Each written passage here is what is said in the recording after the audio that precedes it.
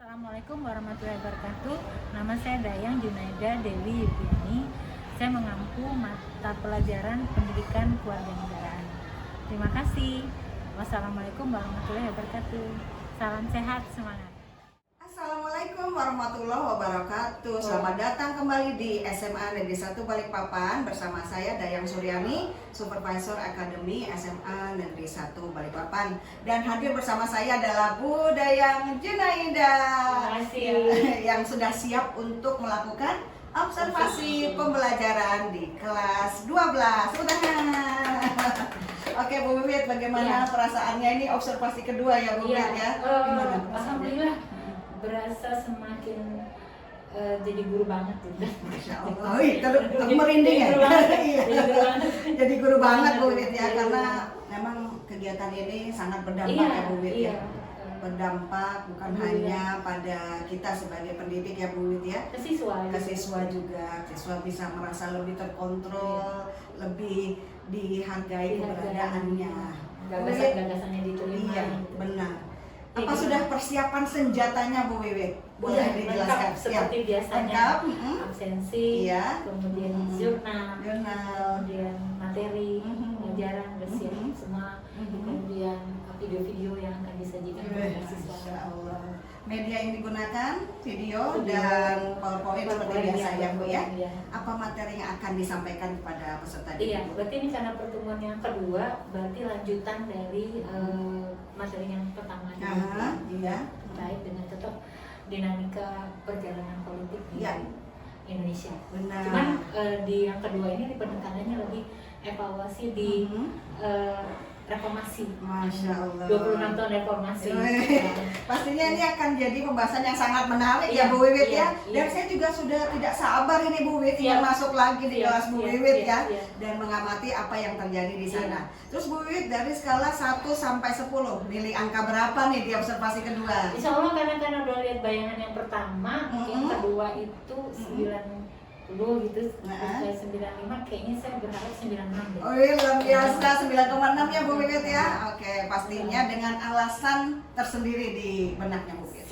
Siap, karena kebetulan PKN itu kan ilmunya selalu kekinian.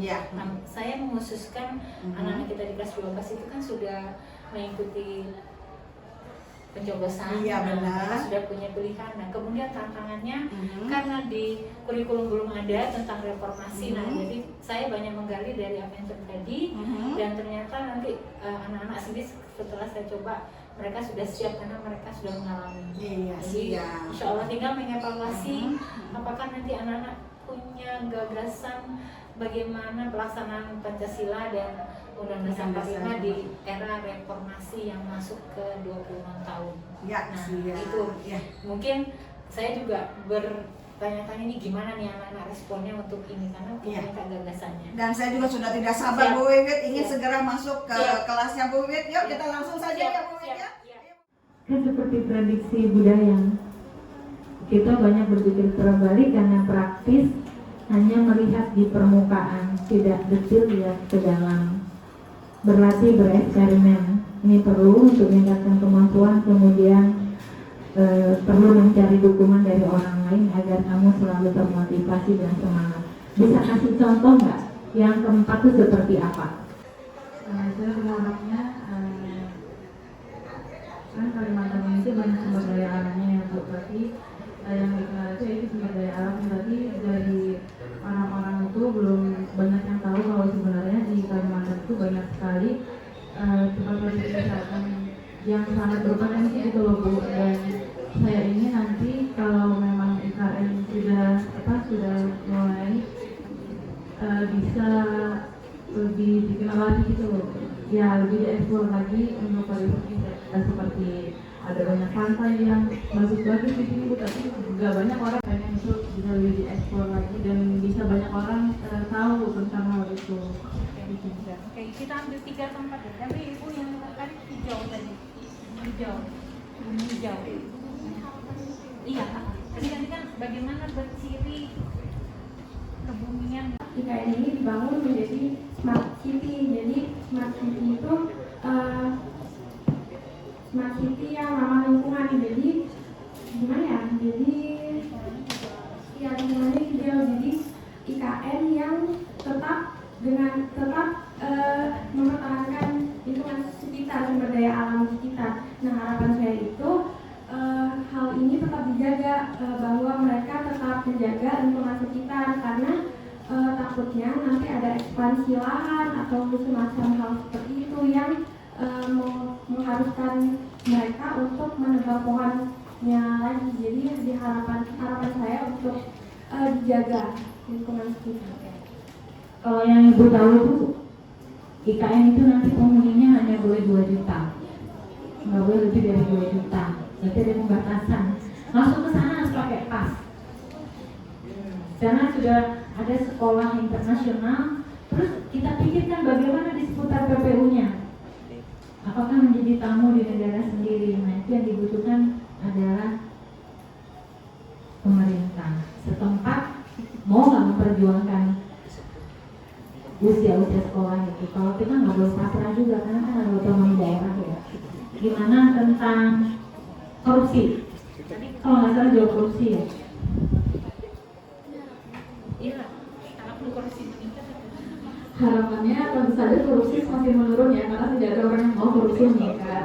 Jadi karena kalau dilihat datanya dari KPK, kayaknya semakin banyak pelaku korupsi alias koruptor ini yang umurnya itu tergolong masih muda, ketimbang beberapa dekade sebelumnya yang sebenarnya umurnya itu cukup tua. Tapi data dari KPK sekarang ini banyak banget koruptor yang umurnya itu ya masih tergolong muda, dan hal itu sebenarnya memberikan deskripsi dan secara nggak langsung menggambarkan bahwa anak muda sekarang ini sudah lebih cepat mengenal dunia atau hal-hal seperti itu.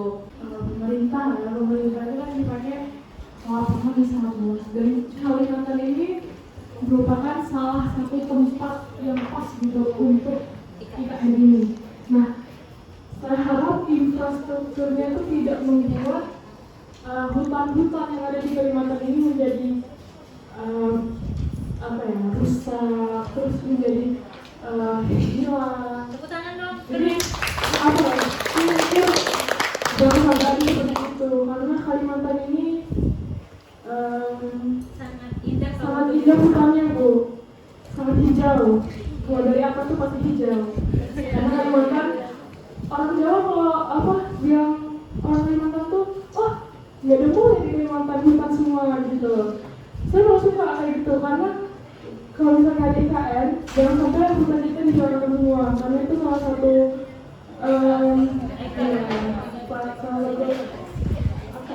ciri khas Kalimantan gitu. Tepuk tangan untuk kita semua. Kayaknya berasa berhadapan dengan mahasiswa semester 8. Kayaknya terima kasih, karena kita nggak rencanain ya. Cuman ini kan bagian dari materi yang kita harus lanjutkan, dan ini adalah hari terakhir kita. Apa saja tantangannya? Itu perilaku penyimpangan seksual, itu pasti. Kan kita banyak pendatang. Kalian tahu rumah sakit Kanijoso sekarang pasien HIV/AIDS sudah banyak. Betul ya? Cyberbullying, kemudian kekerasan fisik, penyalahgunaan narkotika dan obat-obatan. Ini salah satu. Yang paling parah yang kanan. Itu juga ya dalam minggu ini. Kemudian kita lihat kemarin anak-anaknya dari beberapa hal yang kita sampaikan. Terus kalian ini sudah selesai materi kita ya. Orde lama sudah selesai, orde baru sudah selesai, reformasi dan 26 tahun reformasi tidak cukup baik kalau kita evaluasi. Itu ya. Demokrasinya kebablasan, korupsinya dari yang tua-tua ke yang muda, orde baru, anggaran itu 20% ke daerah, 80% ke pusat. Ketika reformasi dipindah 80% ke daerah, 20% ke pusat, korupsinya di daerah. Hanya nauzubillah min dzalik, hampir 600 di KPK itu siapa penghuninya? Di seputar eksekutif, legislatif, yudikatif. Ya, Ibu ngajak kalian berdoa bersama-sama. Mudah-mudahan dengan pilihan yang sudah kalian lakukan 60-70%, pilihan kalian itu nanti betul-betul mampu menjalankan amanah Indonesia untuk bisa menjadi lebih baik, karena itu tidak mudah. Yang kalah bukan pilihannya, belum, ya, masih ada langit di atas langit. Sabar aja ya. Oke, apakah ada yang ingin ditanyakan atau disampaikan, ditambahkan dan seterusnya, atau dikoreksi? Silakan. Jadi saya ingin bertanya Bu mengenai IKN. Tadi Ibu sudah menjelaskan kalau di IKN sendiri nanti dibatasi 2 juta penduduk ya Bu. Dan itu belum tentu masyarakat dari sekitar, misalnya seperti Penajam Pasar Utara, itu bisa masuk ke dalam 2 juta orang itu atau tidak.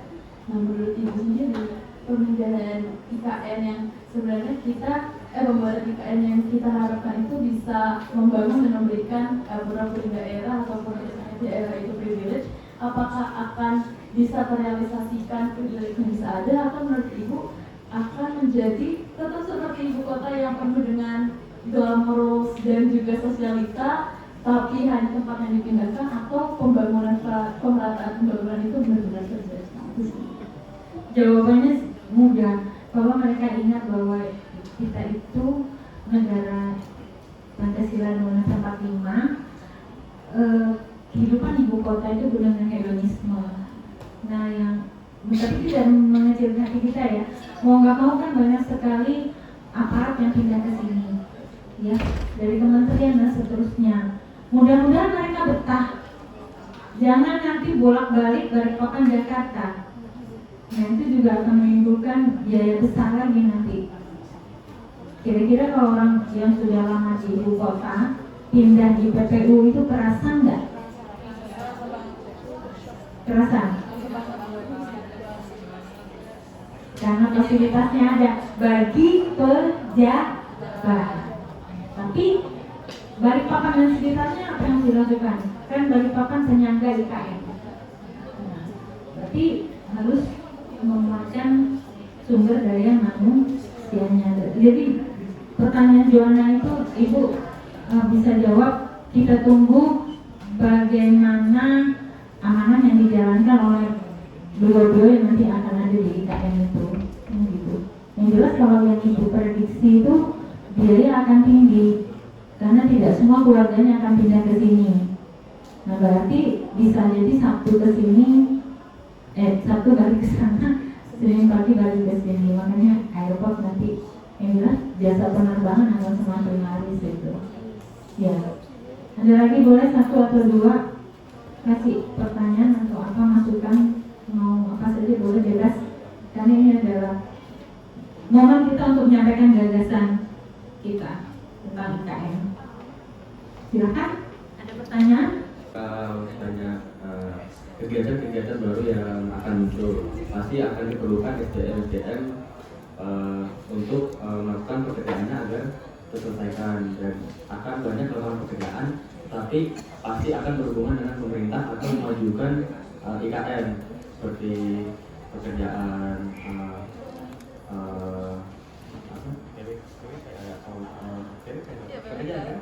PWK dan infrastruktur agar terlihat lebih bagus.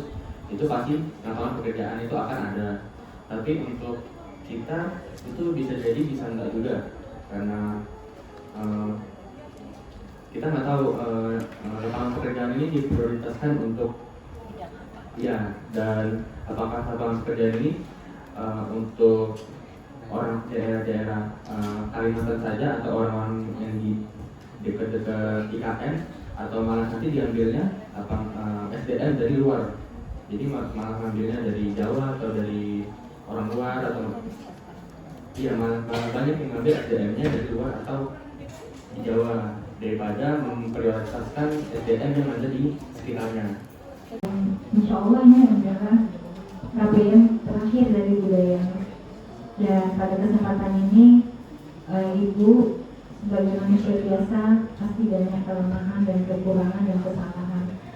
Kalian sama budaya sejak kelas 10, sejak kita bertatapan muka di di Zoom. Kemudian sempat ya, Bu hadir gitu, tapi kemudian nggak ada. Coba kita mengingat kembali betapa Allah itu sayang dengan kita. Kalian tidak dikasih bangun pagi-pagi menghadapi laptop, gak usah mandi, berapa tahun, 2 tahun kan, tidak usah buru-buru ke sekolah, kemudian udah puas di rumah, kemudian kalian berdoa, ya Allah kapan sekolah normal. Nah ternyata sekolah normal kembali lagi kita dengan perilaku yang nggak pas gitu. Jadi Ibu tertarik dengan adab dan etika, lupa budaya itu. Kenapa adab dan etika itu berasa ditinggalkan? Berarti terjadi pergeseran. Dikit Ibu lupa, apa yang diharapkan dengan adab dan etika? Apakah masih diperlukan? Sebenarnya adab dan etika itu hal yang paling penting, terutama di Pancasila pun tertulis dengan beradab ya di Pancasila yang kedua. Sangat penting, terutama kan diketahui bahwa pasti ada yang beberapa pindah dalam pembentukan pernikahan, mungkin juga pasti mempengaruhi dari faktor dari ekonomi, wisata, itu juga pasti akan mempengaruhi ke kebudayaan asal komunitas ini, dan juga bisa juga mempengaruhi ke sosialisasian manusia yang berada di situ secara juga. Dan terutama biasanya dampak dari Jakarta itu, terutama apalagi manusianya nih Bu, gitu, pindah tuh banyak banget sih negatifnya sebenarnya Bu. Jadi harapannya itu tetap Ya, harapannya tetap kebudayaan yang kita berada di Balikpapan, Kalimantan Timur ini yang baik sekali, dia tetap berada, tetap ada di dalam setiap kita dan bisa mengurangi sih dengan perbedaan ini. Ada dan etika menjadi tantangan, minimal kalau ketemu guru tersenyum, terus jangan menduakan gurunya dengan HP misalnya. Gurunya lagi ngomong, HP-nya masih. Terus kalau ketemu guru jangan cuek. Kan gitu tuh yang sederhana. Tapi boleh dong minta senyumnya sedikit, itu beberapa kali tuh. Boleh dong minta senyumnya sedikit, nah itu kan salah satu adab. Iya. Kemudian tolong dong jangan menduakan ibu dengan HP-nya, itu udah romantis banget itu sebenarnya. Iya, jangan duakan. Karena etika juga kita langgar ya karena teknologi, berarti dampak negatifnya itu harus kita hilangkan. Gitu ya. Untuk 12:48 kan bagian doa dari budaya. Semoga kita selalu dalam limpahan kasih sayang Allah, Tuhan yang Maha Kuasa. Harapan dan cita-cita kalian dijabah Allah, dan kalian harus banyak-banyak meningkatkan ibadah ya. Dan salam untuk orang tua kalian di rumah. Ibu minta maaf lahir dan batin kalau mungkin selama ini ada salah ucap, salah ngomong, salah sikap, apapun. Kalian adalah anak-anak kami, guru-guru di SMA Negeri 1 Balikpapan. Wassalamualaikum warahmatullahi wabarakatuh. Alhamdulillah Bu Wiwit. Setelah observasi kedua, apa yang Ibu rasakan Bu? 2 kali 45 menit. 2 kali 45 menit. Alhamdulillah, pertama saya happy bahwa proses KBM itu berjalan dengan sesuai yang kita harapkan, dan bisnis juga ternyata di luar dugaan saya. Anak-anak sangat luar biasa dalam proses KBM, dan mereka aktif banget, Andri. Jadi itu menurut saya. Jadi luar biasa ya, apalagi dengan nalar kritisnya peserta didik ya. Jadi memberikan kita sebuah persepsi bahwa anak-anak muda ini juga ternyata mampu bernalar kritis dan punya gagasan dan pemikiran yang harus kita dengar ya Bu Wiwit ya. Oke, tadi Bu Wiwit mengajarnya dalam format klasikal ya Bu Wiwit ya.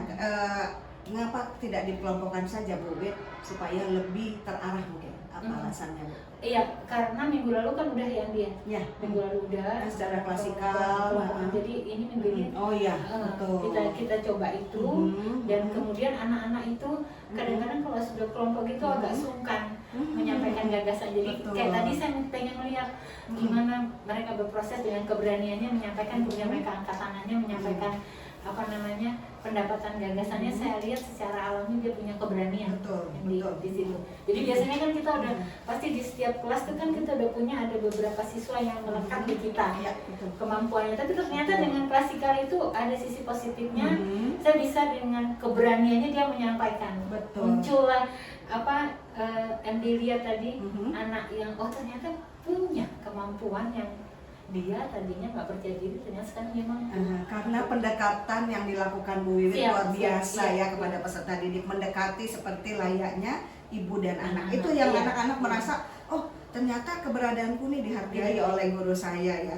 Terus bagaimana Bu Wiwit memfasilitasi peserta didik yang beragam pastinya ya potensinya tadi dan cara berbicaranya juga beragam. Bagaimana Ibu memfasilitasi mereka dalam Iya. memberikan pendapat? Iya, memberikan kesempatan dengan pancingan-pancingan dan terutama mereka kan sosial medianya brilliant. Betul. Jadi kadang itu muncul ketika mereka Mhm. kan saya minta mereka mengikuti perkembangan ya dia Mhm. di sosial media itu kan Betul. perkembangan yang sekarang kan jadi ketika itu saya coba pancing ternyata mereka bisa memunculkan itu. Betul. Jadi memang sisi positif dari sosial media itu juga ada juga. Betul. Anak-anak jadi tahu betul dan Mhm. mereka belajar bagaimana menyampaikan gagasannya dan Mhm. perkembangan yang ada itu mereka betul-betul tahu. gitu. Betul. Ada faktanya. Betul. gitu. Apalagi sekarang sosial media kan bisa digunakan Iya. untuk wadah mengeluarkan Benar. pendapat peserta didik ya Bu ya. Tentunya ada batasannya mereka, ada etikanya, ada Iya, tetap kita jaga. betul. Adab, etika sekali lagi tetap di urutan pertama ya Bu Wiwit ya. Terus bagaimana peran peserta didik pada saat Ibu menyampaikan materi? Apakah mereka aktif secara keseluruhan atau sebagian saja Bu? Sebagian, terutama sebagian aktif ketika kita coba mereka punya pendapatnya itu Mhm. nggak semua. Betul. Nggak bisa kita Betul. minta anak untuk seperti yang kita mau, tapi ternyata memang di dalam kelas itu Mhm. kayak tadi kan kelihatan Betul, ya iya. sekitar 40-50% Betul. mereka berani Betul. menyampaikan. Iya. Gitu. Luar biasa Bu Wiwit. Nah, ketika kita sudah bersama-sama mengobservasi peserta didik, Bu Wiwit mengajar dengan luar biasa. Apa sih sekali lagi saya tanyakan dampak dari observasi kali ini Bu Wiwit untuk observasi kedua ini? Kalau buat saya dampak banget. Dampak ya? banget. Ya. Dampak itu artinya kita terpacu lagi untuk melakukan lebih baik lagi. Betul. Karena observasi itu menurut saya penting bagi Penting. seorang pendidik. Betul. Jadi jangan sampai merasa aku udah pengalaman Iya, enggak. betul. Karena kita perkembangan itu dan kita butuh orang lain yang bisa melihat kita ini udah tepat tidak, Betul. benar tidak. Betul. Jadi kalau berusaha masih penting banget. Betul. Iya. Oke. Ya. Ya Bu Wiwit, saran saya saja sedikit, mungkin nanti sesekali waktu bisa diadakan ice breaking Siap. ya untuk memberikan penyegaran kepada peserta Oke, didik ya Bu siap, Wiwit siap, ya. siap. Dan saya yakin Bu Wiwit pasti bisa lebih hebat dari sebelumnya. Berarti kita akan buat rencana lagi nih observasi tahap Oke, 3 ya. siap. Di semester 2 ya Bu Wiwit Betul, ya. insyaallah. Oke, dari skala 1 sampai 10 Bu Wiwit silahkan. Saya berani katakan 9,9. Wah, benar-benar memang saya setuju Iya. juga Bu. Alasannya Bu?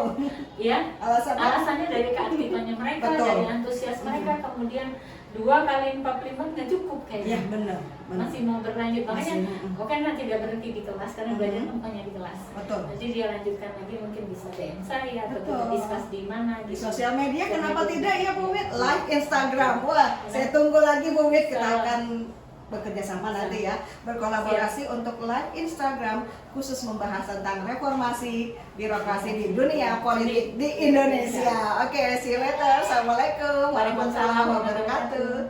Salam sehat, semangat. Salam sehat. Makasih Andi. Iya.